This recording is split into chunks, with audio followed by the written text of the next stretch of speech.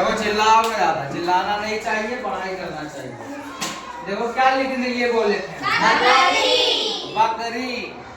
क्या बोले थे? बकरी। ऐसे लिखे हो सब लोग ना? जी। बकरी। जी। क्या? बकरी।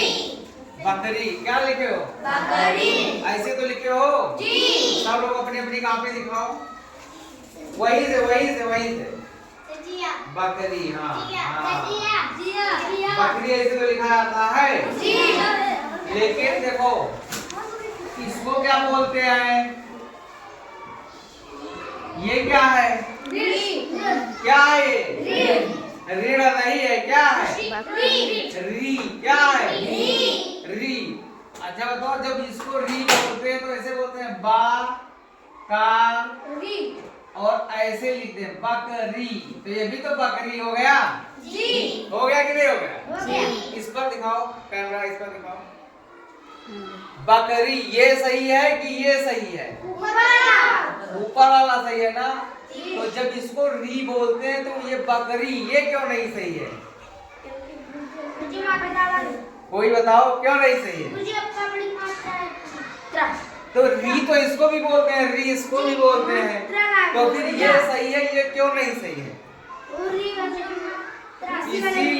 इसीलिए यही जानने के लिए कि ये क्यों सही है, ये क्यों नहीं सही है, किसी भी शब्द का उच्चारण कैसा होता है, कोई भी शब्द कैसा लिखना चाहिए, इसको ऐसे याद करके लिखोगे। ये तुमको इसलिए सही लग रहा है, सही तो ये है, लेकिन तुम लोगों को, बच्चों को या हर किसी को, कोई भी हो, उसको इसलिए सही लगता है क्योंकि शुरू से ऐसे हम लोग पढ़ते आ रहे हैं, है ना? यही लिखा हुआ देखते आ रहे हैं, यही पढ़ते हुए नजर आ रहे हैं। लेकिन ये सही है, ये गलत है, जबकि इसको भी री बोलते हैं। इसका भी उच्चारण री है, ये भी है री। क्या है ये? री। और ये भी क्या है? री है ना? तो इसमें यही सब चीजों को जानने के लिए क्या पढ़ा जाता है? भाषा का व्याकरण पढ़ा जाता है। क्या पढ़ा जाता है? इसी को हम लोग ग्रामर भी कहते हैं। क्या कहते हैं? इंग्लिश में ग्रामर बोलते हैं, हिंदी में व्याकरण बोलते हैं। अब इस व्याकरण से ही पता चलता है कि हम किसी भी अक्षर का उच्चारण सही कर रहे हैं या सही नहीं कर रहे हैं। प्रायः ये होता है कि जैसा बोलते हैं वैसा ही लिखते हैं। जैसे देखो ये भी क्या है? सा है।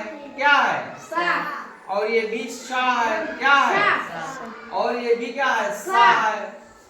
तो इस सा को सबको सा ही तो बोलते हैं, लेकिन उच्चारण तो गलत बोल रहे हैं ना। जब ग्रामर पढ़ेंगे तब हमको पता चलेगा, इसको शा बोलेंगे, इसको शा बोलेंगे, इसको सा बोलेंगे। इसीलिए इसको क्या बोलते हैं? ताला पेशा बोलते हैं। क्या बोलते हैं? ताला पेशा बोलते हैं। तो हमारा जो जीभ है वो क्या करता है? ताल में जाकर टच करता है, इसलिए इसको ताला पेशा बोलते हैं, और इसका उच्चारण अलग होता है। ये क्या है? शा है। कैसा सा है?